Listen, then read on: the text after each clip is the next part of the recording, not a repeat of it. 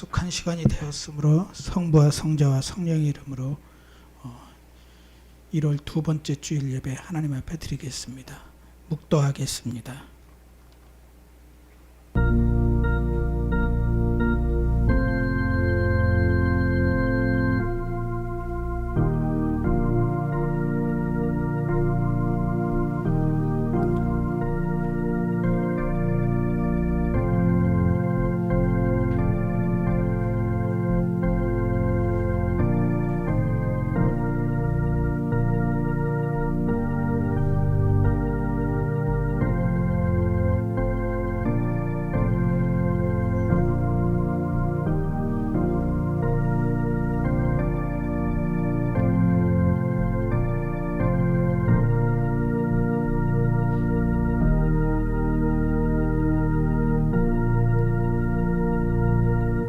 사람의 연수가 70이요 강건하면 80이라도 그 연수의 자랑은 수고와 슬픔뿐이요 신속히 가니 우리가 날아가나이다. 누가 주의 노여움의 능력을 알며 누가 주의 진노의 두려움을 알리이까. 우리에게 우리날 계수함을 가르치사 지혜로운 마음을 얻게 하소서. 살아계신 하나님 아버지, 2021년이 밝아가고 이제 두 번째 주일을 맞이하여 하나님 앞에 예배드리게 하여 주시니 감사합니다. 우리를 향한 하나님의 계획들이 이 2021년에 있으며 주님께서 그 계획들을 우리에게 복을 채워주시는 축복된 해가 될 수 있도록 은혜 베풀어 주시옵소서. 오늘도 주의 백성들이 사모하는 마음으로 나와 주님 앞에 예배드리며 또 가정에서 비대면으로 예배드리지만 마음과 심령은 교회를 향할 수 있도록 도와주시옵고, 드려지는 예배를 통해서 하나님께는 영광이요 우리에게 기쁨과 소망의 시간, 응답의 시간 될 수 있도록 역사하여 주시옵소서. 아버지 하나님, 드려지는 예배 가운데 함께 하시고 순서를 맡고 봉사하는 주의 백성들 가운데 레위 지파와 같은 복과 은혜를 허락하여 주시어서 내 하나님 집 성전에 문지기로 있는 것을 즐거워하는 기쁨으로 충만케 하여 주시옵소서. 예배드리는 첫 시간이오니 마치는 시간까지 주님 홀로 영광 받으시옵소서. 시종을 주께 맡겨오며 예수님의 이름으로 기도하옵나이다. 아멘. 74장 찬양 드리겠습니다.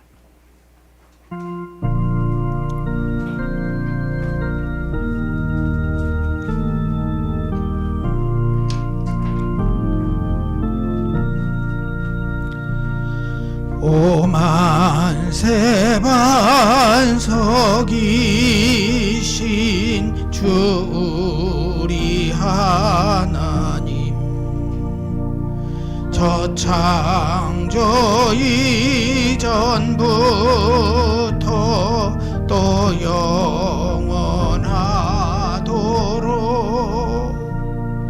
한없는 영광 그 보좌 있으니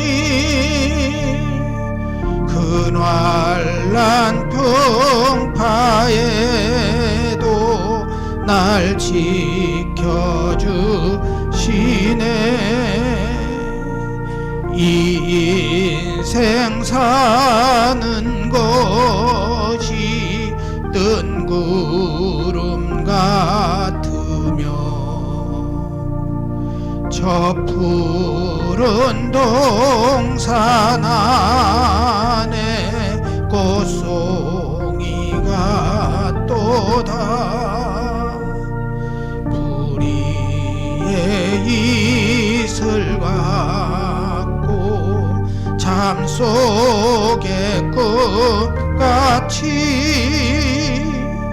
이 세상 모든 영광 곧 사라지도다.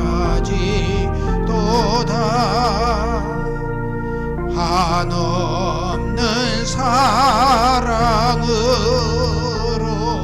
늘 깨워 지키사 큰 자비 베푸시고 늘 인도하시니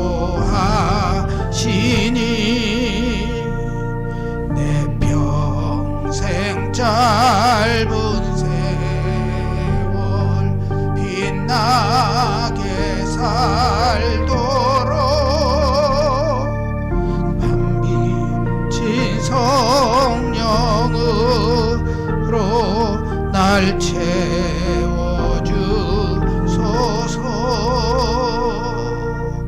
아멘. 교독문 83번째 빌립보서 4장입니다.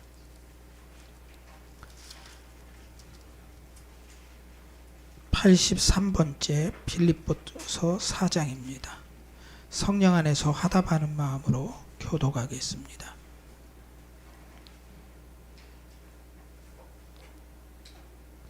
주 안에서 항상 기뻐하라. 내가 다시 말하노니 기뻐하라. 너희 관용을 모든 사람에게 알게 주께서 가까우시니 아무것도 염려하지 말고 다만 모든 일에 기도와 간구로 너희 그리하면 모든 지각에 뛰어난 하나님의 평강이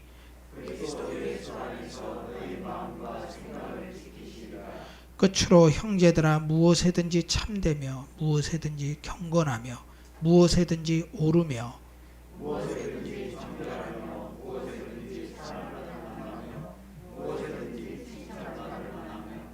무슨 덕이 있든지 무슨 기림이 있든지 이것들을 생각하라. 그리하면 평강의 하나님이 너희와 함께 계시리라. 아멘. 사도신경으로 신앙 고백하겠습니다. 전능하사 천지를 만드신 하나님 아버지를 내가 믿사오며 그 외아들 우리 주 예수 그리스도를 믿사오니 이는 성령으로 잉태하사 동정녀 마리아에게 나시고 본디오 빌라도에게 고난을 받으사 십자가에 못 박혀 죽으시고 장사한 지 사흘 만에 죽은 자 가운데서 다시 살아나시며 하늘에 오르사 전능하신 하나님 우편에 앉아 계시다가 저리로서 산자와 죽은 자를 심판하러 오시니라. 성령을 믿사오며 거룩한 공회와 성도가 서로 교통하는 것과 죄를 사하여 주시는 것과 몸이 다시 사는 것과 영원히 사는 것을 믿사옵나이다. 아멘. 521장 찬양 드리고 난 다음에 회중을 대표해서 이한규 안수 집사님 기도하시겠습니다. 521장입니다.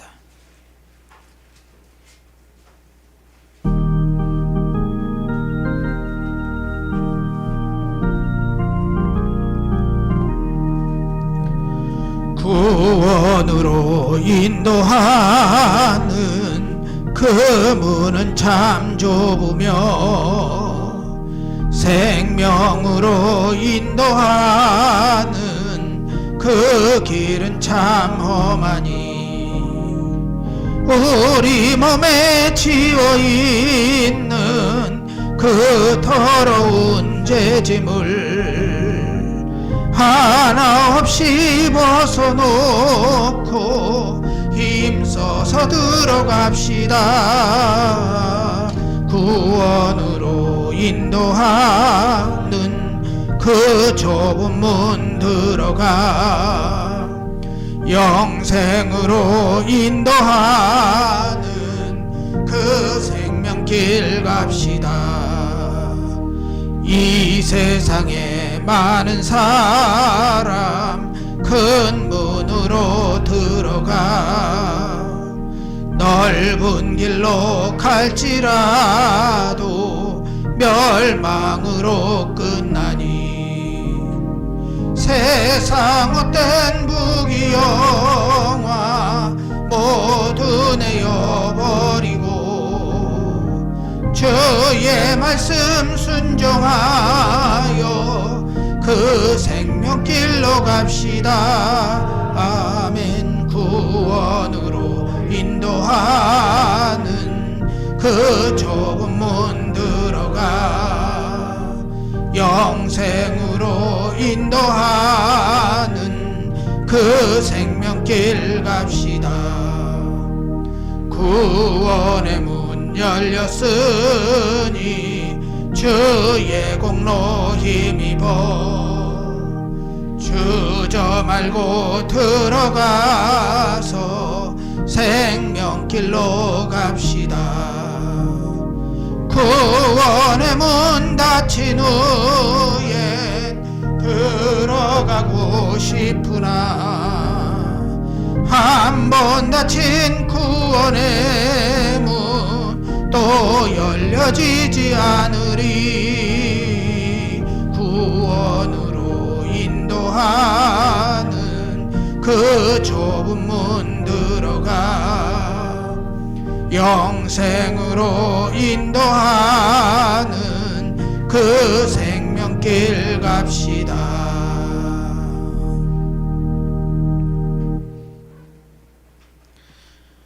우리 집사님 나오셔서 기도할 때 아멘으로 화답하시면서 그 기도에 동참할 수 있기를 바랍니다. 함께 기도드리시겠습니다. 주님의 사랑으로 한 주간도 코로나19와 싸워 이겨내게 하시고 예배의 참석자라고 인도하심을 감사합니다. 아멘. 오늘도 예배를 위하여 준비하고 힘쓰신 분들에게 주님의 은총과 축복을 내려주시고 성전에서의 대면 예배와 자택에서 드려지는 비대면 예배에 성령 하나님께서 함께 하시고 말씀을 통하여 우리들이 변화되고 신앙으로 거듭나는 시간으로 인도하여 주옵소서. 아멘. 주님의 파수꾼으로 전도자로 살아갈 수 있는 능력을 비전을 마음에 심어주시고 힘든 시기에도 오지에서 주님의 전도자로 말씀을 대언하고 계신 선교사님들을 위해 기도합니다. 힘든 시기에 몸과 마음이 초췌해진 모습을 그려봅니다. 믿음 하나로 버티고 계실 선교사님들을 눈동자처럼 지켜 보호해 주시고 사명감과 성령 충만함으로 살아갈 수 있는 지혜와 능력을 부어 주옵소서. 아멘. 교회에 세우신 각 기관과 성도들이 차고 넘치게 은혜를 베풀어 주시고 양보다 부활의 산 신앙을 가지고 바로 서 있는 교회로 인도하여 주옵소서. 아멘. 일하는 교회, 살아있는 교회, 성장하게 하옵소서. 아멘. 단위에 세우신 목사님, 성령 충만으로 우리들을 인도하실 때에 목회 준비에 힘들지 않게 하시고 성도들 한 사람 한 사람을 위해 기도할 때에 즐거움으로 목회를 할 수 있도록 힘 주시옵소서. 아멘. 또한 건강도 지켜 주옵소서. 아멘. 권세의 말씀, 권능의 말씀으로 성령이 동행하는 성도로 심령을 채울 수 있도록 하여 주옵소서. 아멘. 코로나19로 인해 고통받고 있는 대한민국을 주님이 지켜주시고 헌신과 봉사로 희생하는 의료진과 봉사자, 위정자분들을 건강으로 지켜주셔서 사망자나 확진자가 줄어들 수 있게 하옵소서. 아멘. 우리에게 산 증거를 보여주옵소서. 아멘. 예배의 시종을 주님께 의탁하오며 부활하시어 저희들에게 산 소망이 되시는 예수 그리스도의 이름으로 기도합니다. 아멘. 아멘.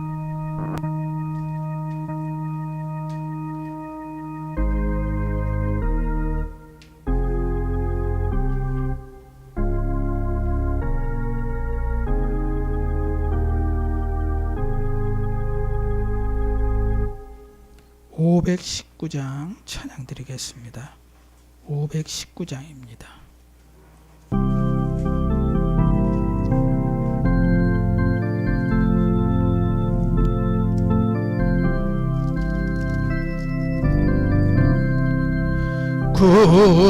구주께서 부르되 오늘 오라 하시니 올 수 있는 기회에 긍휼함을 받으라. 널 위하여 비시는 주의 음성 들으며 주의 약속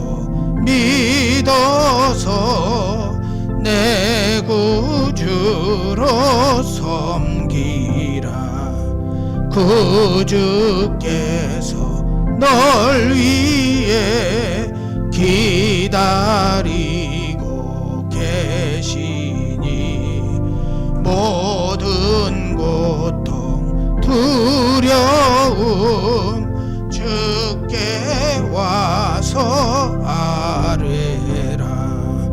풍성하신 그 은혜 자비로운 그 사랑 회개하고 주께 와 간구하여 얻으라. 모든 죄를 떠나서 회개하고 나오라. 주가 용서하시고 너를 영접하시리.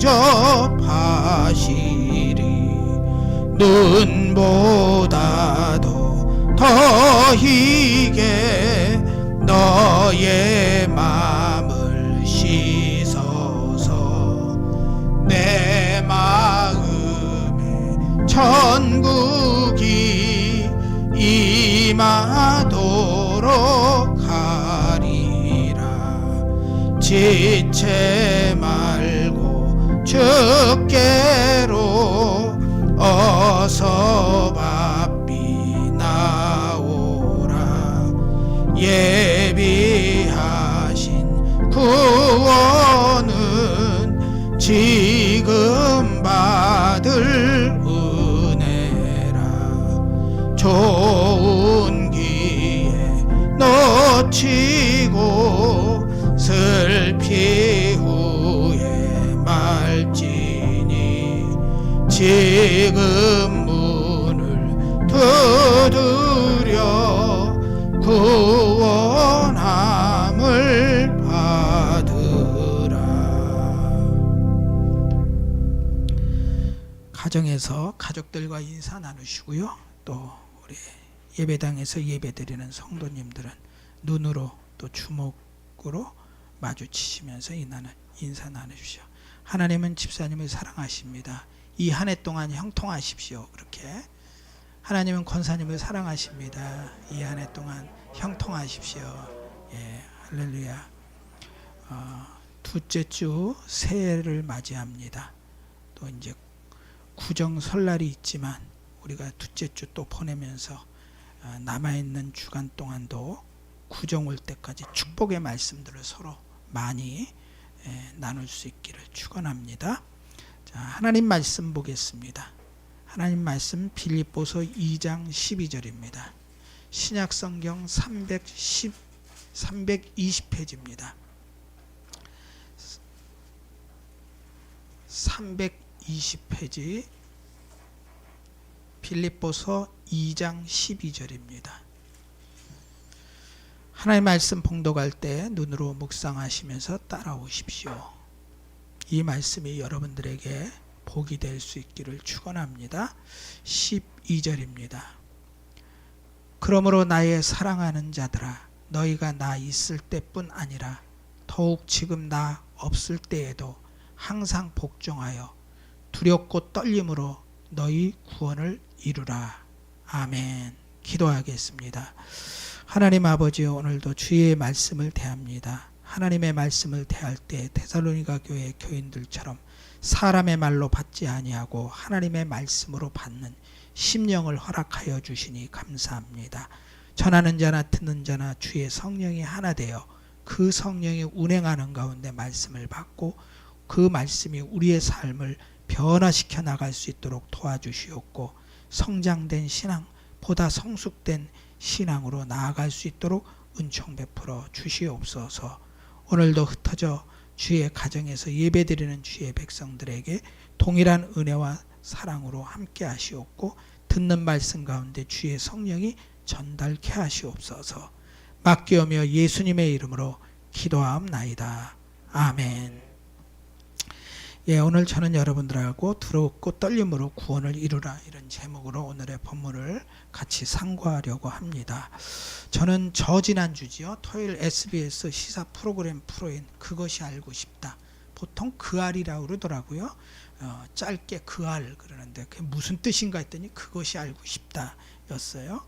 거기서 미안해 정인이나라는 프로를 보았습니다. 입양한 지 16개월 된 여아를 학대와 폭행으로 사망케 한 사건입니다. 거기에서 이제 제가 믿는 목사로서 또 믿는 기독교인으로서 아연실색한 것은 뭐냐면요. 그 입양한 부모들이 예수를 믿는 자들이라는 거예요. 더구나 더 충격적인 것은요. 양갓집 아버지들이 다 목사입니다. 그러니까 목사 가정의 아들, 딸들이 만나서 가정을 이루었고 그래서 아이를 입양했는데 그 아이를 학대와 폭행으로 사망케 만들었어요. 목사 집안의 아들, 딸이라는 사실에 더 충격을 준 거죠. 그래서 아동 학대 치사죄가 아닌 살인죄로 다스려달라고 청와대 청원이 40만 명이 넘을 정도로 사회적 파장이 컸습니다. 저는 이제 그 사건을 보면서 짚고 넘어가야 될 것이 있어요. 과연 이 사람들이 구원받은 사람들인가라는 것에 대해서 의구심이 자아난 거예요. 구원받았을까 이 사람들이 라는 거죠. 또 나중에 양모가 항변하기를 누구도 나를 심판할 수 없다. 하나님만이 나를 심판할 수 있다라는 궤변을 늘어놓아서 또 한 번 믿는 사람들을 당혹스럽게 만들었어요. 그게 뭐냐 이거죠. 그런 신앙의 양태들이. 그들이 이단도 아닙니다. 학교도 미션스쿨 대학에서 만나서 그들이 결혼까지 갔는데 입양을 하여서 그런 짓을 저질렀고 그 어머니의 인터뷰에 보면 우리 아이가 충동장애가 있다고 그렇게 얘기하면서 울부짖는 것을 보았어요. 그럼 신앙의 영향력이 그 정도밖에 안 되느냐라는 것에 대해서 참 허탈했습니다. 이들이 망각한 것은 뭐냐면요. 아이한테 그렇게 해놓고 하나님만이 심판한다라고 항변하고 궤변을 늘어놓는 것은 말씀에 대한 위배예요. 왜냐하면요. 어린 소자 한 것이 곧 나에게 한 것이라는 주님의 말씀을 모른다는 것이죠. 정인이한테 하는 것은 뭐라고요? 예수님한테 하는 것이어야 되는 줄로 믿습니다. 제가 모시던 목사님이 계셨는데 그분이 이제 굉장히 보수적이고 고지식하셨어요. 그분은 이제 이렇게 교회에 오시게 되면은요, 이제 설교단에 올라가서 기도하기 전까지는 성도들이 인사해도 인사를 안 받으셔요. 그러니까 성도들이 처음에 오해했어요. 목사님이 나를 왜 외면하시나? 나를 싫어하시나 그랬어요. 근데 이제 나중에 이제 그분이 제가 제일 먼저 하나님 앞에 인사하고 난 다음에 그 다음에 저는 사람에게 인사합니다. 그렇게. 근데 저도 그런 영향력이 좀 받아서 처음에 그렇게 했는데 제가 성경을 읽다 보니까는 성도들한테 인사하는 것이 어린 소자인 것이 곧 나에게 한 것이라는 말씀이 확 오면서 여러분에게 제가 인사한 것은 주님께 한 것인 줄로 믿습니다. 그래서 그 다음부터 인사를 했어요. 그래서 우리는 뭐라고 했죠? 집사님 주님의 이름으로 환영합니다. 집사님 감사합니다. 주님의 이름으로 사랑합니다 하고 주 안에서 문안하는 거죠. 그러니까 우리는 사람을 대할 때 어떤 의식이 필요하냐면요. 여러분의 주변에 있는 사람들이 이 양부모에서 정인이 뿐만이 아니고 여러분의 교우들과 여러분의 가족들을 주님을 대하듯이 대할 수 있기를 축복합니다. 그래서 제가 저희 아버님이 식도암으로 고생할 때 연세 세브란스 병원에 한 달 동안 입원하셨어요. 그랬을 때 제가 아침마다 새벽 기도 끝나면요 가서 간병하고 4시 반 되면은 이제 퇴근하고 한 달 동안을 했습니다. 또 우리 아내가 갈 수도 있는데 저희 아버님 불편해 하셔요. 그냥 또 아들만 찾아서 갔어요. 근데 그게 한 20일 보름 넘으니까 제가 아무것도 못 하잖아요. 하나님, 우리 아버님 그냥 멀쩡하신데 그 뭐 어떤 분들처럼 막 심하게 고통을 안 하셨어요. 삼키실 수도 하셨고 그러니까 그냥 제가 근데 꼭 찾으시는 거예요. 근데 왜 저를 찾으세요? 그랬더니 목사가 없으면 의사들이 나를 깔봐 그러시는 거예요. 그러니까 진료받으러 갔더니 이제 거기 그 교수님이 진료를 하다가 저희 아버님이 또 우리 아들이 목사입니다 그랬더니 그 의사 선생님이 참 믿음 있는 분이신가 봐요. 자리에 앉아 있다가 벌떡 일어나더니 아 그러십니까 하더니 저한테 정중하게 인사를 하고 그 다음부터 태도가 그 종합병원에 가면 2분 3분 하는데 그 노인분들이 이렇게 하는 말을 그분이 들어주셔요. 그 5분 10분까지 진료를 봐주고 이렇게 하니까 이제 그런 게 했나 봐요. 근데 저는 피곤해요. 그래서 제가 새벽기도 끝나고 하나님 우리 아버님이 자꾸 아침마다 이렇게 매일 불러다니는데 또 가실 날이 얼마 안 남은지도 모르는데 제가 갑니다. 아 이게 목회도 못하고 어떻게 합니까? 라고 했을 때 제 마음속에 여기서 기도하는데 제 마음속에 어떤 음성이 들렸는데 그게 뭐냐 집안의 천사다 그런 마음이 딱 울려서 그 다음부터는 제가 군말하지 않고 돌아가실 때까지 제가 간병한 줄로 믿습니다. 그러니까 여러분의 가족들, 여러분의 친척들, 여러분의 교우들 모두를 주님 대하듯이 하는 거예요. 왜? 어린 소자에게 한 것이 곧 나에게 한 거야. 이 정인이 부모는 그걸 모른 거예요. 그러면서 사회적인 파장이 얼마나 컸습니까? 이게요. 이청준이 쓴 소설 밀양이라는 데 보면 아이를 유괴하고 살해한 유괴범이요. 그 찾아간 엄마에게 아주 평안한 얼굴을 하면서 하나님께서 나의 죄를 용서해 주셨습니다. 제가 그 책도 보고 영화도 봤거든요. 전도연 씨가 여주인공으로 하는데 근데 그 영화가 리얼하게 연기를 잘했어요. 그 전도연 씨가 자기 아들을 죽인 그 예수를 믿었어요. 그 아들을 잃은 슬픔에 그래서 예수를 믿고 교회 신앙생활을 열심히 하고 칭찬받을 정도로 했는데 그 다음에 그 우리 아들을 죽인 그 사람을 용서하자라고 면회를 가요. 근데 그 면회 갔는데 그 유괴범 살인범이 뭐라고 그러냐면 거기서 감옥에서 예수를 믿은 거예요. 그래서 하나님이 나의 죄를 다 용서해 주셨습니다라고 평안한 얼굴로 말하는 걸고 전도연이가 분노를 해요. 그러면서 뭐라고 하냐 하나님 당신이 뭔데 내가 용서하지 않았는데 당신이 뭔데 저 사람을 용서하냐 이거예요. 나는 용서하지 않았는데 그러면서 막 울부짖는 장면이 나오고 그 다음에 교회에서 막 그냥 그 오버한 행동을 하고 막 교회를 소란케 하고 막 그런 일들이 밀양의 내용이에요. 이 작품과 영화는 용서라는 주제에 대한 인간의 책임을 다루고 있는 거예요. 정말 용서받은 자라면 그렇게 하지 않습니다. 나는 천국 갈 자격이 없는 사람입니다. 당신의 아들을 죽인 것은 나의 잘못입니다. 나를 마음껏 저주하십시오. 용서는 바라지 않습니다. 그저 죽을 죄를 지었습니다. 지존파의 김유양이는 예수를 믿었어요. 그러고 난 다음에 박효진 장로님이 그를 면회했을 때 하나님이 못 고칠 사람은 하나도 없다. 그 교도관으로서 평생 전도했던 그 박효진 장로님 그분이 그 김유양이를 만났을 때 저는 천국 갈 자격이 없습니다. 내가 그 끔찍한 범죄를 저질렀는데 장로님 저는 천국 갈 자격이 없습니다.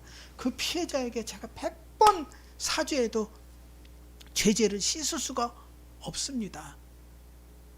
그러면서 나중에 사형받기 전에 자기 콩팥 8개의 장기를 다 기증하고 그러고 하늘나라로 갔습니다.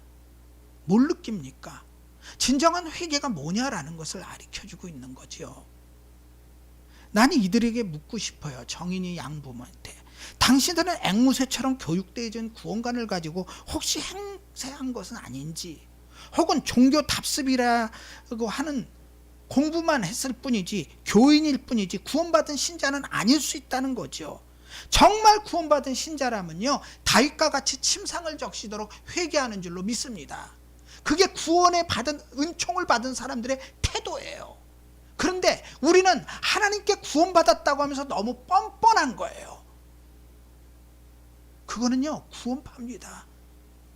세월호 배 안에다가 400명이 되는 사람들을 남겨두고 선장은 빠져나왔습니다. 자기 살려고. 그러고 난 다음에 전혀 나는 구원받는데 지장이 없어요. 무슨 죄를 저질렀더라도 천국 가는데 지장이 없다. 육신의 죄악이 영혼에 영향을 미칠 수 없다라고 가리킵니다. 그게 구원파예요. 그래서요. 구원파 2단입니다. 기독교 복음 침례회, 기쁜 소식 선교회, 예수교, 대한예수교 침례회, 이호환 씨, 그 다음에 그 기독교 그 큰 물이 일으켰던 기독교 복음 침례회, 그 다음에 박옥수 씨, 이런 사람들. 구원파는 그렇단 말입니다. 무책임한 거죠. 우리의 신앙은요, 구원에서 머무르지 않습니다. 구원에서 성화되고 성화돼서 영화된 신앙으로, 주님의 신령한 몸으로 우리가 변화되는 것이 신앙생활인 줄로 믿습니다. 만약에 구원에서 멈춘다고 할 것 같으면 그 다음의 삶은 끝인 거예요. 우리가 왜 신앙생활합니까? 우리의 삶이 보다 나아져야 되잖아요.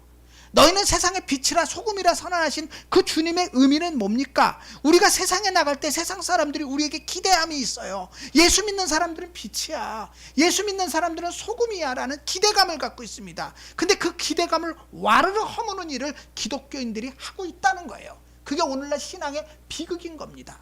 물론 제가 예수 믿어 구원받는다는 것을 부정하지 않습니다. 예수 믿으면 누구든지 다 구원을 받습니다.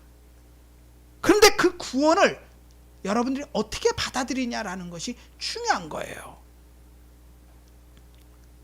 소위 구원받았다고 하는 신자가 저지른 엄청난 죄악의 흔적 앞에서 저는 오늘 이 바울의 두렵고 떨림으로 구원을 이루라는 말씀을 통해서 우리의 신앙을 진단해 보고자 합니다.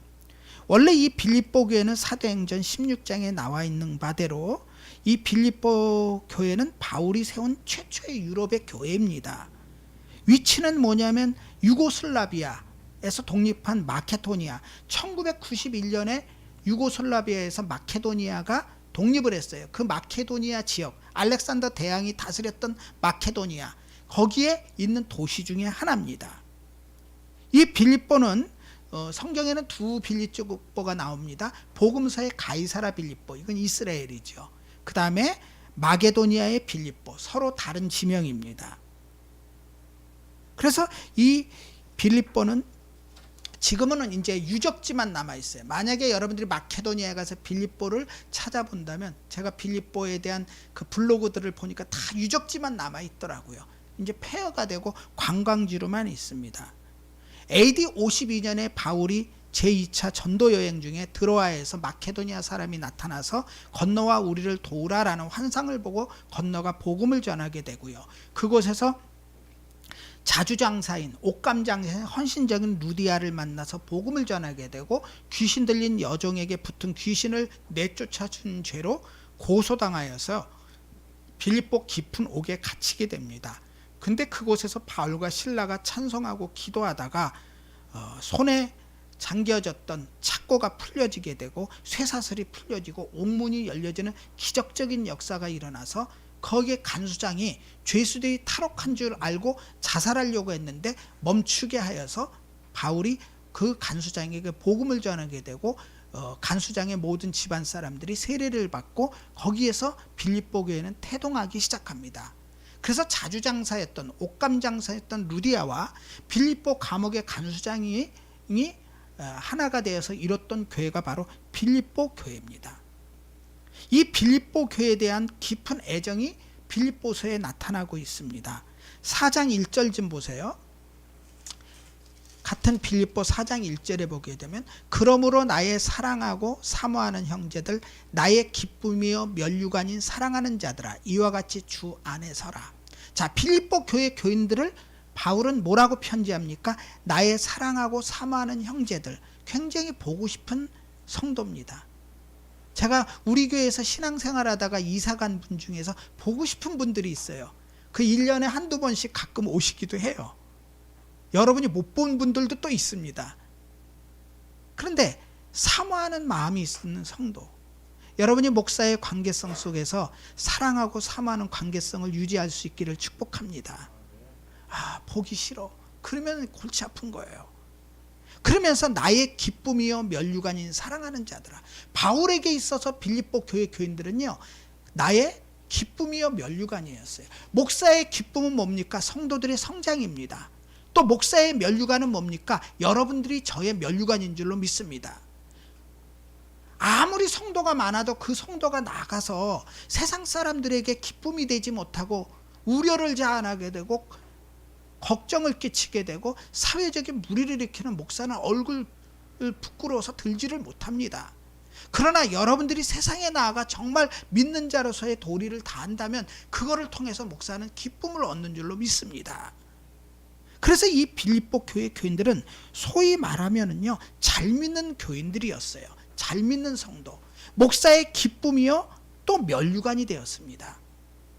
그러면서 이 교인들에게 오늘 편지하는 것이 뭐냐면 오늘 12절에 2장 12절에 그러므로 나의 사랑하는 자들아 너희가 나 있을 때뿐 아니라 더욱 지금 나 없을 때에도. 자, 이 말은 뭐냐면요, 신앙생활은 뭐냐면 바울이 볼 때나 안 볼 때나 똑같아야 된다는 거예요. 목사가 볼 때는 잘해요. 근데 목사가 안 볼 때는 그냥 대충 해요. 신앙생활은 보이기 위한 것이 아닙니다. 신앙생활은 하나님과 여러분의 관계인 줄로 믿습니다. 또 목사가 보나 안 보나 똑같이 그 사람이 교회에서의 신앙생활과 직장과 일터에서 사업장에서 신앙생활이 동일해야 돼요. 교회에서는 천사인데 그런데 직장에 가면은 분이 전혀 이율배반적인 행동을 합니다. 제가 직장인 예배를 한번 가본 적이 있었어요. 직원들이 한 30명 모이는 직장이었는데 안산의 반월공단에. 근데 그분이 이제 선교로 제가 만나갖고서 선교 지원하는데 지금 애를 쓰셨는데 이제 그분이 이제 초청을 해서 매월 첫 주에 월요일 날 직원 예배를 드려요. 그 제가 이제 예배를 잘 드렸죠. 드리고 난 다음에 제가 거기 직원들한테 물어봤어요. 여기 이 사장님이 장로님 거를 아냐 그랬더니 그거는 안 돼요. 교회 다니는다는 거 알아요. 그러면 여기서 어떠시냐라고 물어봤더니 교회에서는 우리 헌신적인 이 우리 사장님인데 어떠느냐라고 했더니 그 직원이 하는 말이 목사님은 어떻게 보셨는지 몰라도 우리 회사에서는 호랑이에요. 그러시는 거예요. 거기 그 무섭냐? 왜냐면 일 때문에 업무 자체가 조심해야 되기 때문에 그러는 거 아니냐라고 내가 물었더니 아니라는 거예요. 가까이 갈수록 먼 당신이라는 거예요. 그래서 제가 나중에 식사하면서 장로님이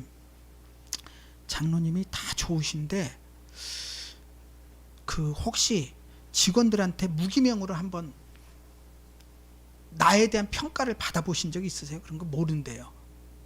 우리 직원들은 자기가 말하면은 다 일사불란하게 움직이고 그런데 근데 그게 무서워서 할까요? 아니면 존경해서 할까요? 아니면 장로님이 신앙적인 영향력이 그들에게 따뜻함을 가져주기 때문에 할까? 한번 고민해 보세요 라고 했어요. 그랬더니 나중에 이 장로님이 두 번째 공항에서 만났을 때 이분이 목사님 제가 그 질문을 왜 하셨는지 알았습니다. 직원들이 나를 무서워합니다. 내가 기독교인인데 고치겠습니다 그러더라고요. 우리가 뭐냐면 사람에 대한 것들이 나 있을 때나 없을 때나 바울이 있을 때나 없을 때나 빌립보 교회 교인들은 동일하게 신앙생활하기를 바울은 권면하고 있습니다. 사람이 있다고 잘 믿는 척하고 사람이 없을 때는 함부로 행동하는 것을 의미하지 않습니다. 진짜 성도는요, 목사가 볼 때나 안 볼 때나 성실하게 구원의 삶을 자연스럽게 실천하여가는 성도인 줄로 믿습니다. 왜? 하나님 존존의식, 호람되어 하나님 앞에서 있기 때문에 그렇습니다. 그 다음에 두 번째 단락에서 항상 복종하여 두렵고 떨림으로, 여기에 보면 복종하여 구원에 대한 자세와 두렵고 떨림, 태도를 교훈하고 있어요. 두렵고 떨림. 히틀러의 암살을 시도하다가 실패해서 순교한 독일의 신학자이자 목사인 분이 있어요. 그 디트로이트 보네퍼라는 분이에요. 이분은 구원받은 인간이 받아들이는 은혜는 두 가지가 있다고 말씀을 하셨어요. 그것이 뭐냐면 값싼 은혜와 값비싼 은혜라는 거예요. 그래서 이 보네퍼 목사님은 1906년에 태어나서 1945년, 그러니까 39살의 짧은 인생을 사셨다가 히틀러에 의해서 이 처형을 당했습니다. 근데 이분이 뭐냐면 우리 인간이 하나님의 은혜를 너무 쉽게 받아들이고 너무 쉽게 하고 너무 쉽게 용서로 대체한다는 거예요. 그래서 보네퍼는 루터가 말한 은혜를 죄를 의롭게 함이 아니라 죄인을 의롭게 함을 중시했다라고 루터의 주석서를 해석했어요. 죄를 의롭게 했다 함이 아니고 죄인을 의롭다는 거예요. 죄가 의롭다. 너 죄 짓는 거 의로워 아니고요. 죄진 여러분을 의롭다고 주님이 인정하신 줄로 믿습니다. 이걸 신학적 용어로 뭐라면 칭의라고 얘기하는 거예요. 우리는 용서받은 죄인입니다. 누구한테? 하나님 앞에. 조건은 뭡니까? 예수를 믿음으로 말미암아 여러분의 죄가 용서받은 칭의의 은총을 입은 줄로 믿습니다. 그런 우리가 하나님 앞에 갔을 때는 어떻습니까? 늘 죄인인 거예요. 물론 마귀가 우리를 공격할 때는 우리는 죄인이지 않아요. 왜? 주님이 용서해 줬기 때문에, 주님이 우리의 죄를 대속했기 때문에, 우리의 죄를 탕감하셨기 때문에, 깊은 바다 가운데 던졌기 때문에, 기억도 하지 아니하시기 때문에 마귀에게는 당당할 수 있어요. 그러나 하나님 앞에 섰을 때 여러분들은 뭡니까? 죄인인 거죠. 용서받은 죄인. 그래서 바울은 그 자신의 신앙의 고백을 뭐라고 얘기하냐면 나는 죄인 중에 괴수라고 디모데전서 1장 15절에 얘기합니다. 바울이 무슨 죄인입니까? 그만큼 은혜 받은 사람이 어디 있겠습니까? 그가 다메섹 도상에 있었을 때 그 전에는 예수를 핍박하는 자였으나 다메섹 도상에서 예수를 만나고 난 다음에 그의 변화받은 삶은 혼자 살 정도로, 독신의 삶을 사람들에게 권면할 정도로 헌신적인 삶을 살았는데 그가 말년에 뭐라고 얘기합니까? 나는 죄인 중에 괴수라는 거예요. 하나님 앞에 섰을 때 우리들은 뭡니까? 용서함 받은 죄인인 거예요. 그렇기 때문에 그분 앞에 서기만 하면 우리는 작아지는 거예요. 하나님 앞에 나 용서받았으니 이제 당당합니다. 그러지 않아요. 구원받은 사람은. 그래서 우리가 찬송 부릅니다. 인애하신 구세주여 내 발붙으사 죄인오라 하실 때 날 부르소서라고 우리는 찬송합니다. 천부여 의지 없어서 주께로 갑니다. 찬양 드립니다. 만약에 하나님 앞에 우리가 의인이라면 그 찬송 다 빼버려야 되죠. 구원파는 그 찬송을 다 빼버려요. 죄인이라는 말만 나오면 찬송가 다 빼버립니다. 의인이라고. 오해도 한참 오해한 거죠. 제가 독립문 성결교회에 있을 때 그 우리 영천교회에서 장사하시는 분이 있어요. 과일 장사. 그 당시에는 한 30년 전이니까 과일 바구니를 이제 가락동 시장에서 띄어다가 파셔요. 그분이 아들 하나 믿고서 살고 있습니다. 남편하고는 사별을 하셨고, 그래서 자기 가게도 없이 그렇게 장사를 하시면서 아이를 뒷바라지 했어요. 근데 아이가 공부를 잘해요. 그런데 이분이 뭐냐면 자신이 이제 과일을 다 팔고 나면 나중에 남은 과일 있잖아요. 과일. 그러니까 이제 남은 과일. 그리고 조금 흉이 있는 과일 그러면은요. 그 부목사님 댁에다 이렇게 갖다 드려요. 목사님 댁에다가 이렇게 사택 앞에다 두고 와요. 그러고 난 다음에 이제 목사님이 이 아이가 서울대학교를 붙었어요. 인문대학에 붙었는데 등록금이 없다는 거예요. 그 소리를 듣고서 목사님이 가만히 있습니까? 그때 등록금이 한 30만 원 됐던 것 같아요. 그 목사님이 등록금을 대주셨어요. 그랬더니 그 다음에부터 이 어머니가 새벽에 가락동 시장에서 물건을 떼오면요, 새벽 장 열기 전에 자기가 장사 좌판 차리기 전에 제일 먼저 제일 좋은 것을 갖다가 목사님 사택 앞에다 늘 놓는 거예요. 그러니까 목사님이 부담스럽잖아요. 아유, 그러지 마시고 다 팔고 난 다음에 지난번처럼 그렇게 이제 남으면 가져오시고 남지 않으면 안 가져오셔도 됩니다. 그렇게 하네. 그랬더니 이분이 하는 말이 뭐냐면 우리 아들 대학교 가는데 목사님이 그렇게 힘써 주셨는데 내가 어떻게 남은 거를 갖다 드립니까? 제일 좋은 것을 갖다 줘야죠. 그러면서 하시는 말이 뭐냐면 주님의 은혜가 그런 거라는 걸 제가 이제서야 깨달았습니다. 그러니까 아들 그 사건을 통해서 이분이 깨달음을 얻어서 그 다음부터 교회에 가장 좋은 것을 가져온 줄로 믿습니다. 그러니까 우리가 그 목사님이 하지 말라. 내가 목사님의 은혜를 어떻게 갚아요? 맨날 하는 거예요. 그러니까 우리가 하나님 앞에 용서받은 그 죄악을 주님 앞에 갈 때는 하나님, 예수님, 내가 이 용서받은 이러한 은혜를 어떻게 내가 갚을 수 있겠습니까? 하고 하는 것이 헌신인 줄로 믿습니다. 그래서 진정한 은혜의 감동이 있는 사람은 헌신을 자랑하지 않습니다. 내가 무엇을 했다고 드러내지 않습니다. 내가 헌금 많이 했다가 나의 교회를 세웠다, 내가 이 교회를 어떻게 했는데 라고 자기 공로 내세우지 아니하고 무대 뒤로 사라지는 사람이 진정으로 헌신자인 줄로 믿습니다. 왜? 받은 은혜가 크기 때문에. 그래서 은혜가 크면 그 은혜 가운데서 반비례해서 사람이 헌신하고 봉사하게 돼 있는 거예요. 은혜를 받지 않은 사람한테 헌신을 하라고 하는 것은 굉장히 미련한 거예요. 그건 율법에 불과한 겁니다. 경쟁심을 돋구어서 사람들의 헌신을 끌어낼 수는 있어요. 그러나 교회는 경쟁하는 것이 아닙니다. 같이 가는 거예요. 세상은 경쟁사회입니다. 그러나 교회는 내가 헌신하고 봉사할 때 주님의 은혜 때문에 더불어가는 봉사이고 헌신인 줄로 믿습니다. 그렇기 때문에 그 헌신을 바라볼 때 내가 받은 은혜가 있기 때문에 저 집사님이 헌신해, 그러면 내 마음속에 뭐가 있다고요? 흡족함이 있습니다. 그런데 저 집사님이 목사님한테 잘 보이려고 그러고 이렇게 많은 사람을 한다고 얘기하면, 그러면 그 사람은 은혜를 받은 사람이 아니에요. 어떤 분들이 교회에 누가 뭐를 하면 그냥 물어봐요. 목사님, 저 에어컨 누가 했어? 목사님, 이 꽃꽂이 누가 했어? 막 이렇게 얘기하면 거기에 막 이렇게 굉장히 관심을 가져요. 은혜 받은 사람은요, 어느 분이 했구나, 하나님 그 성도를 축복해 주세요. 어떤 분이 또 이렇게 헌신을 했구나, 하나님 그 성도님 복받게 해주세요 라는 마음이 은혜의 마음으로 우러나는 줄로 믿습니다. 그렇기 때문에 교회는 경쟁하는 것이 아니에요. 목회학에서, 제가 목회학을 배우면서 어떤 부흥하신 목사님이 특강을 하셨는데 교인들의 경쟁심을 이끌어내라 라고 했는데 저는 노 했어요. 목사님, 그 말은 틀립니다. 교회는 세상이 아닙니다.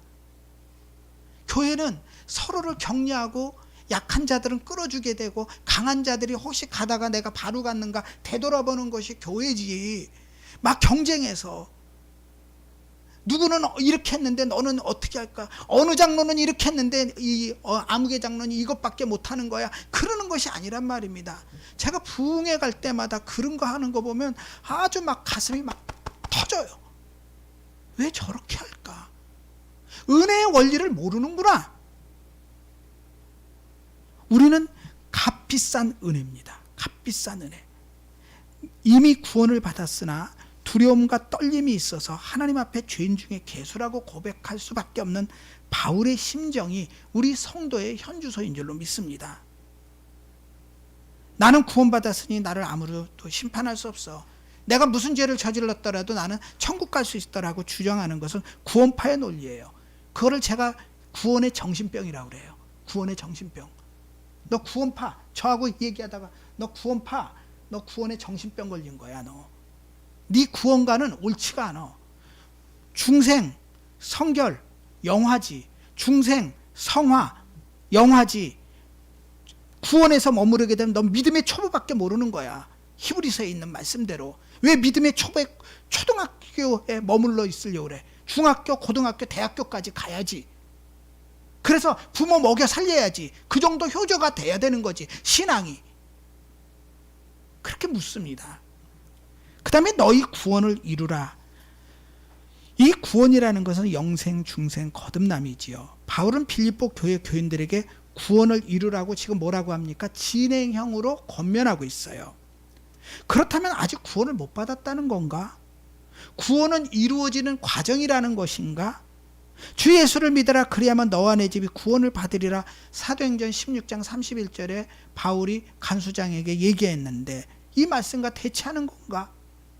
주님께서도 영생을 주노니 영원히 멸망하지 아니할 것이요 또 그들을 내 손에서 빼앗을 자가 없다고 얘기하셨고, 심지어는 요한복음 5장 24절에 보면 나 보내시는 이를 믿는 자는 영생을 얻었고 심판에 이르지 아니니 사망에서 생명으로 옮겼느니라.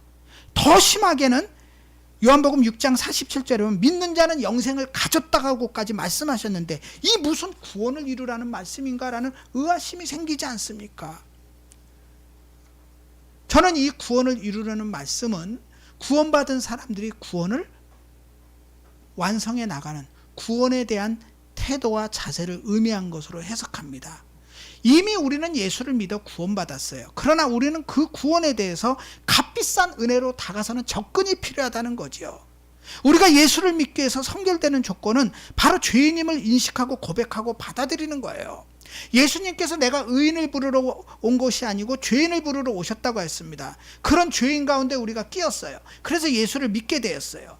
예수님께서 그 전제로 뭐라고 얘기하냐면 건강한 자에게 의사가 쓸데있고 병든 자에게 쓸데없다고 얘기했어요. 병든 자가 의사를 찾아가게 돼 있어요. 죄인이 예수를 찾게 돼 있습니다. 만약에 여러분이 복음을 전하다가 그 사람이 죄인인 것을 인정하지 않는다면 복음 전하지 마세요. 멈추세요. 아직 멀은 거예요. 형제님, 저도 죄인입니다. 형제님도 죄인입니다. 우리 인간은 하나님 앞에 죄인입니다 라고 했을 때, 그 서두를 뗐을 때 내가 무슨 죄인입니다, 내 돈 벌어서 내가 벌었고 난 죄진 거 없어요 라고 얘기하면 죄인인 거를 인식시켜서 그 사람이 인정을 하지 않는다면 복음 전하지 마세요. 그거는 개나 돼지에게 진주를 던지는 거나 마찬가지예요. 중단하시는 겁니다. 영적 기도를 함부로 하지 마세요. 그 사람이 죄인인 걸 인식하지 않으면 들어갈 수가 없어요. 구원의 복음은 죄인들에게 들어가는 밑거름인 줄로 믿습니다. 그것이 전제가 돼야 돼요. 죄인인 거를 인정하지 않습니다. 나는 내 양심껏 살았습니다 하는 사람들, 나는 의롭습니다, 나 이때까지 남에게 콩 한 짝 빌려서 떼먹은 적 없고요, 10원 한 장 가져온 적 없습니다 라는 사람에겐 아직 멀은 거예요. 내가 죄인입니다 라고 했을 때 그에게 의사가 필요하듯이 주님이 필요한 줄로 믿습니다. 우리는 예수 믿고 구원받았습니다. 이 구원론적인 삶을 이뤄가는 우리의 노력이 계속 되어야 된다는 거예요. 구원을 이루라, 누구 보고 하는 겁니까? 빌립보 교회 교인들을 보고 하는 거예요. 내가 구원론적인 삶을 이뤄가는 삶을 이루는 태도와 그 자세에 대해서 지금 권면하고 있는 거예요. 구원 못 받았다 그 얘기가 아니에요. 너희 이제 구원받았으니 그 구원받은 삶을 이뤄 나가라는 권면인 거지요. 그 우리 교회가 성결교회잖아요. 이 성결교회라고 왜 성결교회라고 붙이냐면 저희는요 구원에 머무르는 복음이 아니라 더 나아가는 성결의 복음을 강조해요. 그래서 성결교 목사님들은 꼭 성결의 복음을 얘기해요. 구원받은 데서 끝나지 말고 예수 믿고 구원받은 데서 성결한 삶을 살도록 우리의 구원론적인 삶을 이루라고 강조를 합니다. 그래서 목사님들, 성결교 목사님은 성결의 복음이라는 말을 많이 씁니다. 세상 사람들은 우리 믿는 자들이 정작 사회나 일터에서 정말 구원받은 자들로서의 삶을 살아가는지 그 증거를 보여주기를 원하고요. 그 삶을 바라보고 의문점을 제기해요. 저 사람들은 예수 믿는 사람인데 정말 구원받은 삶을 살아가고 있느냐라는 거지요. 저는 여러분들에게 부탁하고 싶은 거 있습니다. 사랑하는 여러분들이 정말 신앙생활을 잘하는 자리는요 교회 안에서가 아니라 바로 여러분이 살아가는 현장이고 직장이며 일터이며 사업장이며 가정인 줄로 믿습니다. 크잖아요. 여러분이 정말 예수 믿는 사람이라면 가정에서 인정받을 수 있도록, 완벽할 수는 없어요. 부족함이 있지요. 그래서 돕는 배필을 만나 아내하고 살고 또 남편이 그늘막이 되고 하지요. 그러나 여러분들이 살아가면서 여러분의 가족과 여러분의 부모님과 여러분의 자녀들에게 예수 믿는 자로서의 삶을 보여줄 수 있기를 축복합니다. 그게 예수 잘 믿는 거예요. 우리 어머니는 정말이야, 우리 어머니가 예수 믿는 건 진짜야 라고 하면 여러분은 성공한 그리스도인 줄로 믿습니다. 우리 아빠가 예수 믿는 건 진짜야, 어디에 가서 우리 아빠처럼 예수 믿으라고 하면 나는 부끄러움이 없어. 심지어는 목사가 교인들한테는 존경을 받는데 자식에겐 존경을 못 받아요. 나중에 그 아들이 아버지한테 내가 고3일 때 제대로 맨날 신방이나 돌아다닌다고 그랬지 나 밥 한 끼 차려준 적 있냐고 엄마한테 대들더라고요. 그러니까 나중에 교인들은 늘어나서 목회는 성공했는데 목사님이 가슴을 쳐요. 내가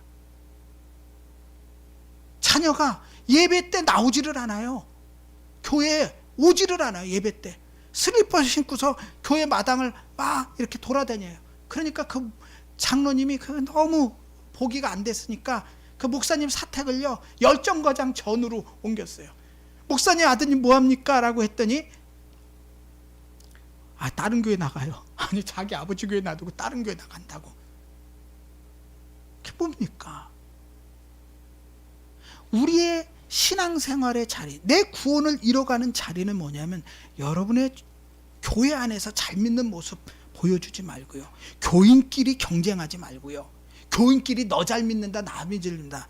예수님께서 너희들은 사람의 영광을 서로 구하는도다 하나님의 영광을 구하지 아니하고. 그것이 예수 믿는 게 아닙니다.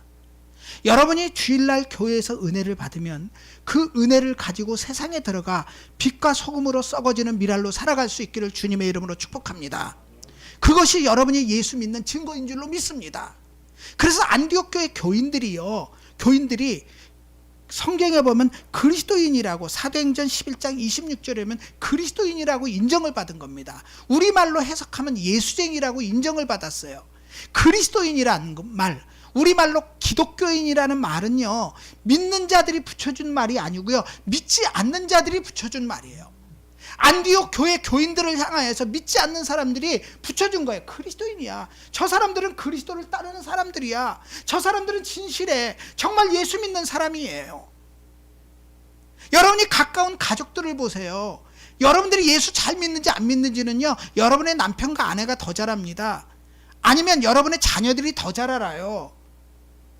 부인이 새벽기도 가다가 부인이 안 가요. 가끔 빠지고 막 그래요. 뭐 코로나니 뭐니 이렇게 해갖고서 안 가고 그래요. 그때 남편은 교회 한 번도 안 나가요. 근데 남편이 어느 날 새벽에 일어났어요. 그러더니 부인한테 하는 말이 있어요. 여보, 당신 왜 요즘은 새벽기도 안 나가? 아니 당신도 안 가면서 왜 남 가든지 말든지 왜 참견을 해요? 그랬더니 당신은 가야지. 나는 예수 안 믿지만 당신은 예수 믿으니까 새벽기도 가야지. 누가 더 잘합니까? 안 믿는 사람이 여러분들의 예수 잘 믿는지 안 믿는지, 안 믿는 남편이, 안 믿는 사람들이 여러분을 더 잘 아는 줄로 믿습니다. 주목하고 있는 거예요. 저는 믿지 않는 남편이요, 나는요 목사님 저가 교회는 안 나가도요, 우리 부인이 새벽기도를 안 나가면 내 마음이 불안해요 그러는 거예요. 그래서 왜요? 그랬더니 내가 그래도 우리 부인 덕에 직장생활 잘하고 있는데 우리 부인이 기도를 해주는 바람에 하죠. 나는 나중에 천국 갈 때 우리 집사람 치마 푹 잡고 갈 겁니다. 그래서 그렇게는 못 갑니다. 본인이 예수 믿고 구원받아야 됩니다. 그런 얘기 한 적이 있어요. 예전에 주기철 목사님이 심호하던 평양의 산정연교회 교인들은요, 신망하던 평양 주민들이 산정연교회 다닌다라고 얘기하면 주기철 목사님이 있는 산정연교회 다닌대. 그러면요 장부에 기입도 아니고 외상거래했다는 기록이 있어요. 그들이 얼마나 신임이 있었냐 이거예요. 그런데 무슨 일 터지면, 저는 무슨 일 터지면 이 사람 혹시 기독교인 아니야? 겁나요. 종교가 뭔가, 정치인들 무슨 뇌물 사건 터지면 이 사람 혹시 기독교 아니야? 불미스러운 일 터지면 혹시 교회 다니는 사람 아니야? 이게 내 마음속에 있잖아요. 이 불안 증세가 있다니. 혹시 왜 그렇습니까? 구원을 이루는 삶에 멀어진 거지요. 성도는 구원받은 선한 행동으로 그 열매를 맺습니다. 우리가 회개에 중요한 것이 아니고요, 성경은 뭐라고 하냐면 회개에 합당한 열매를 맺으라고 합니다. 회개했으면 열매를 맺을 수 있기를 축복합니다. 또 반복하고 또 반복하는 것은 영적인 문제가 있는 거예요. 한 번 잘못을 저질러서 회개했어요. 근데 두 번 용서할 수 있어요. 세 번 또 용서할 수 있어요. 그런데 세 번 넘어가서 내가 똑같은 반복을 한다면 죄를, 그건 영적인 문제예요. 상습적입니다. 주님의 치료가 필요해요. 그렇기 때문에 회개에 머무르지 말고 회개의 열매를 맺을 수 있기를 축복합니다. 신자의 삶도 마찬가지입니다. 예수님께서 너희 빛을 사람 앞에 비치게 하여 그들이 너희 착한 행실을 보고 하늘에 계신 너희 아버지께 영광을 돌리게 하라. 그러므로 회개에 합당한 열매를 맺고 속으로 아브라함이 우리 조상이라고 말하지 말라. 회개의 열매도 맺지 않으면서 나는 아브라함의 자손이야 말하지 말라는 거예요. 내가 너희에게 이르니 사람들이 능히 이 돌들로도 아브라함이 자손이 되게 하시리라. 누가복음 3장 8절 이하의 말씀입니다. 나 예수 믿는 사람이야. 그런데 회개의 열매가 없어요. 똑같은 죄를 반복을 해요. 절대 안 그런다고 각서 몇 번 썼는데 그것이 반복돼요. 그러면요, 주님 앞에 여러분을 맡기고 성령의 할례 받을 수 있기를 축복합니다. 그 다음에 구원을 이루라는 것 속에서 우리가 기억할 것이 있는데, 교회 안에는요 다 구원받은 사람이 모이는 것이 아니라는 거예요. 교회 안에 구원받지 않은 사람이 있을 수도 있어요. 그걸 우리가 간과해야 됩니다. 교회는 나오지만 구원받지 못한 사람들, 그 얘가 누굽니까? 예수님의 제자 가운데 유다는요 구원받지 못한 사람이에요. 예수님께서 제자들의 발을 씻겨줄 때 수제자 베드로가 아니 스승이 어찌 제자들의 발을 씻겨줍니까? 라고 만류했어요. 그랬더니 예수님께서 내가 너희들의 발을 씻지 않으면 너희와 나하고 아무런 관계가 없다, 아무런 상관이 없다라고 얘기하니까 그러세요? 그러면 저희 발뿐만 아니라 온몸도 씻어주세요 라고 주님 앞에 부탁을 합니다. 그때 예수님께서 베드로에게 의미심장한 말씀을 해요. 예수께서 이르시되 이미 모욕한 자는 발밖에 씻을 필요가 없는가. 모욕한 것은 뭐죠? 구원받은 걸 의미합니다. 거듭난 것을 의미해요. 온몸이 깨끗하니라. 너희가 깨끗하나 다는 아니니라 하시니 이는 자기를 팔 자가 누구인지 아심이라. 그러므로 다는 깨끗하지 아니하다 하시니라. 다는 깨끗하지 아니하시다. 누구를 가리킨다고요? 유다를 가리키는 거예요. 유다는 예수님을 은 30인냥에 팔았어요. 그가 왜 팔았습니까? 구원받지 못하기 때문에. 구원받지 않은 성도가 교회에서 활기를 치게 되면요, 교회를 가지고서 예수님 팔듯이 파릅니다. 제가 어느 교회 다닙니다. 제가 제일 경계하는 교인이 있어요. 저는요 시내에 있는 어느 교회에 다니는데 우리 교회는 100년이 넘는 교회고 내가 그 교회에 뭐뭐뭐입니다 라고 얘기를 해요. 그러면 당신이 그 교회가 100년이 넘는 역사가 가진데 당신은 그런 신앙을 가지고 있느냐라고 진단해 보면 아닌 거예요. 교회 자랑만 망해요. 정작 그 신앙은 따라오지를 못해요. 내가 유명한 교회를 다니면 그만큼 유서 깊은 교회를 다니면 그 유서 깊은 신앙을 가질 수 있기를 축복합니다. 여러분들이 초원교회라고 하면 정말로 여호와는 나의 목자시니 나를 푸른 초장으로 인도하시는 하나님의 은혜를 경험하고 나는 초원교회 다니는 사람입니다 라고 여러분을 소개할 수 있기를 축복합니다. 그것이 되지 아니하고 교회는 그냥 껍데기에 불과한 거예요. 그 다음에 우리가 구원을 이루라는 말씀 속에서 구원을 받았으나 구원이 흔들릴 수도 있어요. 만에 하나.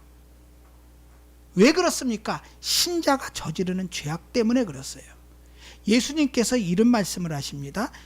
만일 내 손이나 내 발이 너를 범죄하게 하거든 어떻게 하라고요? 찍어 내버리라. 장애인이나 다리 저는 자가 영생에 들어가는 것이 두 손과 발을 가지고 영원한 불에 던져지는 것보다 나으니라. 역설적으로 얘기하면요, 내 손이나 내 발이 너를 범죄했어요. 그러면 여러분들이 뭡니까? 영원한 불에 던져질 수도 있다는 것을 내포하고 있는 거예요. 그러니 그 손과 발을 찍어버리고 장애인으로 천국 가라, 그 얘기입니다. 그러니까 죄악에 대해서 예수님은 단호해요. 히브리서 12장 4절에 보면 너희가 죄와 싸우되 아직 피 흘리기까지는 대항하지 않았다. 신자는요 피를 흘리기까지 죄와 싸워야 됩니다. 그 투쟁이 되지 아니하면 죄악이 여러분을 삼켜버려요. 그렇게 되면 양심의 화인을 먹습니다. 그래서 믿는 자의 타락은 더 무섭습니다. 특히 목사님들 그러세요. 목사님들 부적절히 이렇게 연료되어 있으면서 또 교회 개척하고 뭐 그러면서 막 이렇게 하는 거, 그거 참 굉장히 미련한 짓입니다. 본인이 지옥에다 예약할지도 몰라요. 그 사람이 정말 구원받았을까? 아니죠. 구원받았으면 침상이 적시도록 회개해야 되는 거죠. 히브리서 기자는요, 영생에서 이탈할 자가 있음을 경고합니다. 6장 4절에 보면 한번 빛을 받고 하늘의 은사를 맛보고 성령에 참여한 바 되고 하나님의 선한 말씀과 내세 능력을 맛보고도 타락한 자들은 다시 새롭게 하여 회개할 수 없나니, 뭡니까? 하늘의 은사를 맛봤어요. 성령에 참여를 했어요. 렐렐렐레 랄랄랄라. 그리고 성령의 은사도 받고 방언도 할 줄 알아요. 하나님의 선한 말씀에 대한 감동도 받았어요. 앞으로 내세에 어떤 역사가 있는지 하나님의 말씀에 대해서 그 능력을 맛봤어요. 그런데 타락했어요. 그러면 다시 새롭게 회개할 수 없다는 겁니다. 왜? 이는 그들이 하나님의 아들을 다시 십자가에 못 박아 드러내고 욕되게 함이라. 모든 죄는 사하심을 받되 성령을 휘방한 자는 사하심을 받지 못한다고 그랬잖아요. 예수님께서도. 바로 그런 겁니다. 박태선 같은 사람은요, 구원받기 어려워요. 문선명이 구원받기 어렵습니다. 이단들 구원받기 어렵습니다. 계시록 3장 5절에 보면 이기는 자는 이와 같이 흰옷을 입을 것이요. 사대교회에 얘기한 거죠.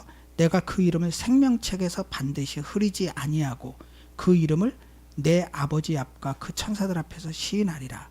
내가 그 이름을 생명책에서 반드시 흐리지 아니하고, 요거를 역설적으로 얘기하면 흐릴 수 있다는 거예요. 뭐 때문에? 죄 때문에. 그러니까 신자의 죄가 깊어지게 되면 그 신자의 죄 때문에 그의 구원관이 흔들릴 수도 있어요. 구원파같이 잘못된 구원반으로 무장한 강심장이 아니라면요. 고린도전서 9장 27절 좀 보겠습니다. 같이 좀 보실까요? 고린도전서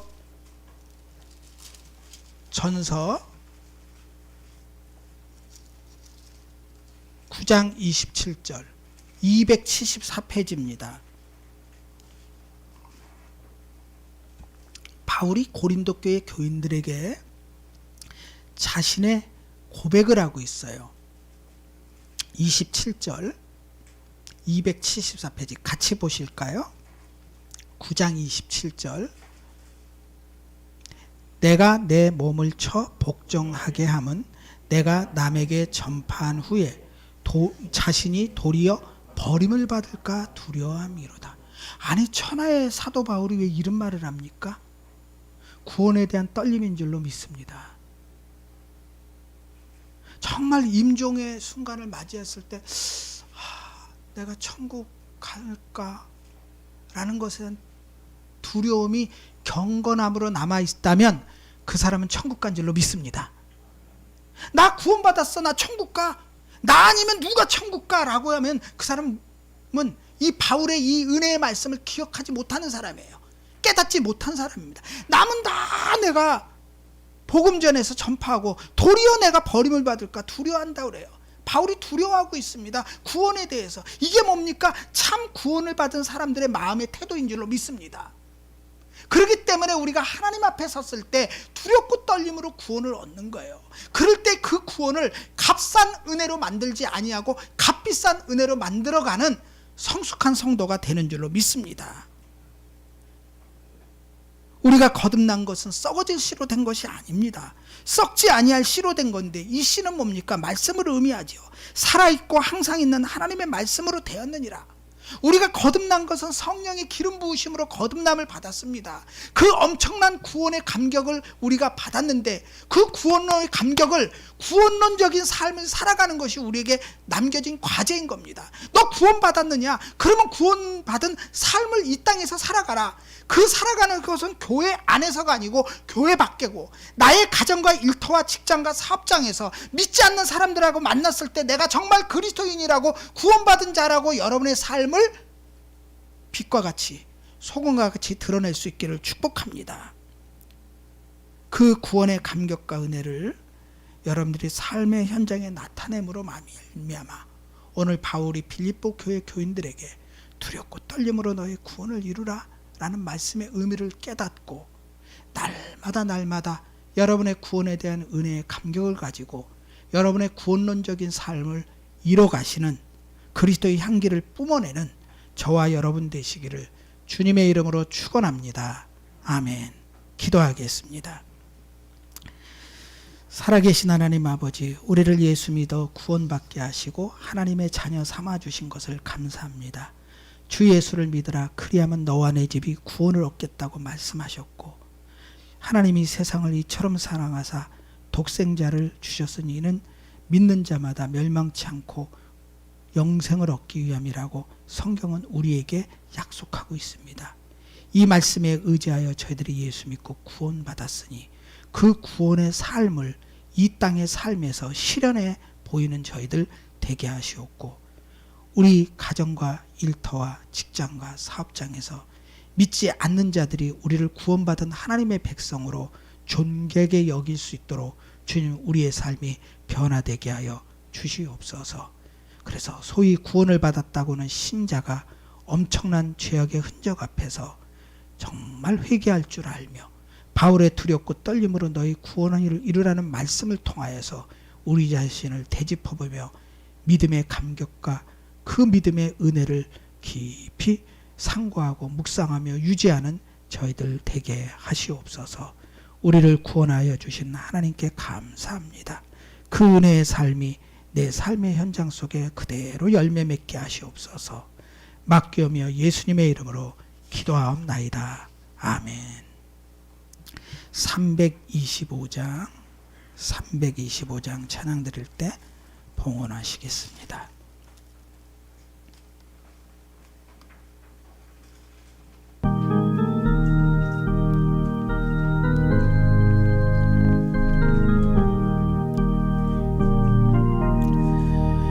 예수가 함께 계시니 시험이 오나 겁없네.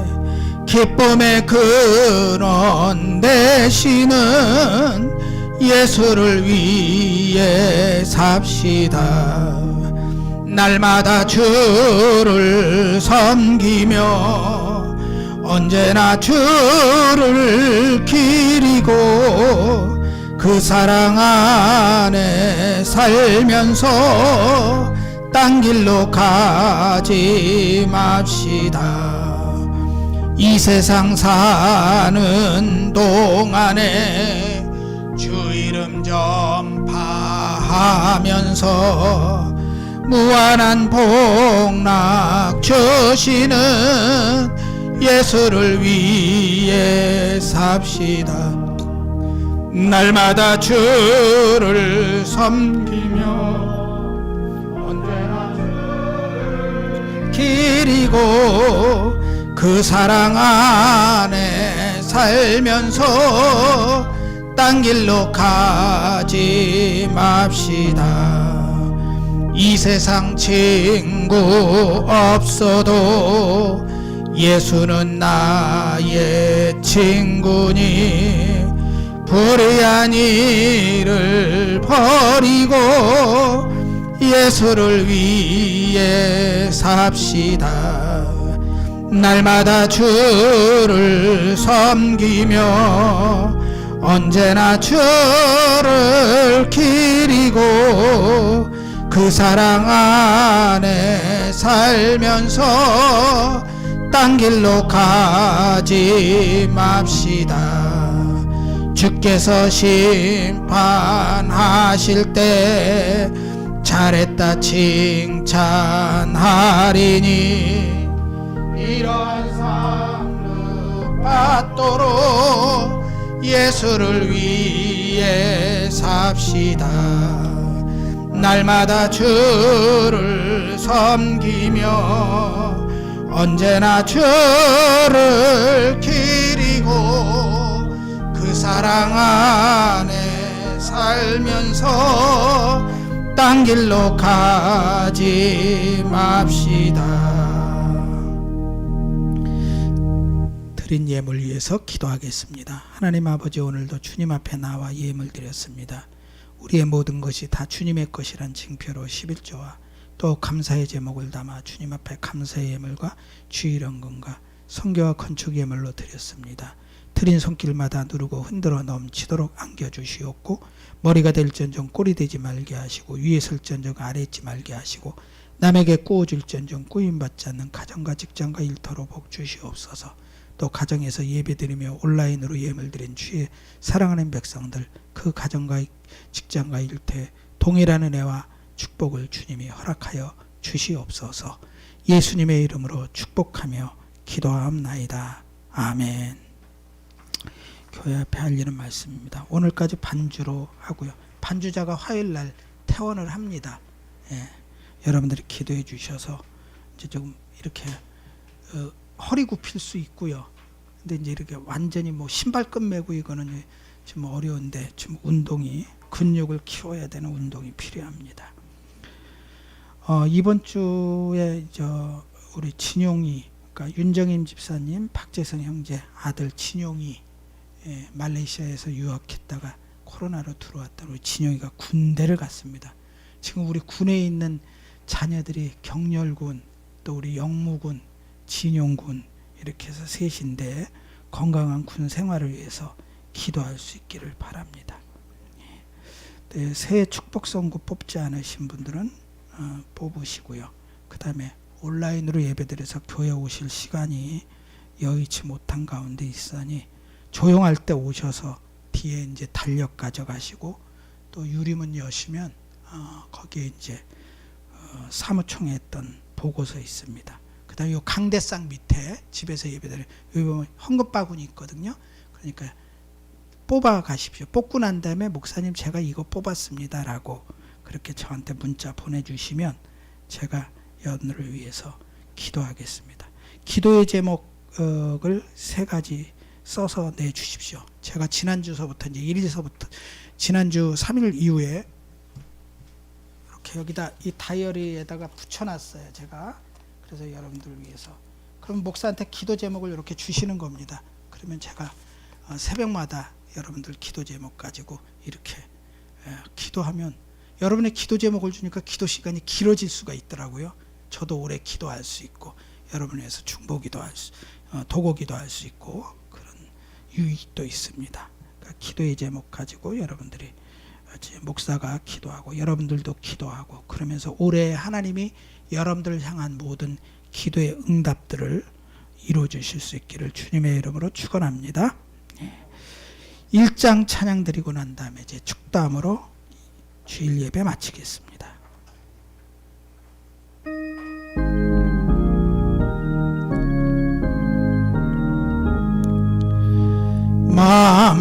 만복의 근원 하나님 온 백성 찬송 드리고 저 천사여 찬송하세 찬송 성부 성자 성령 아멘.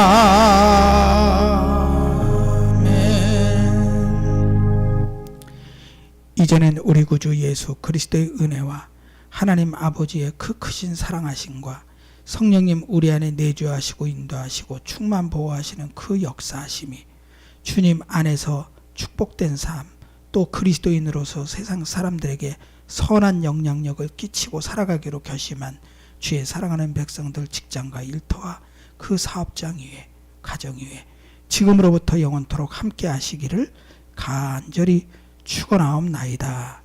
아멘.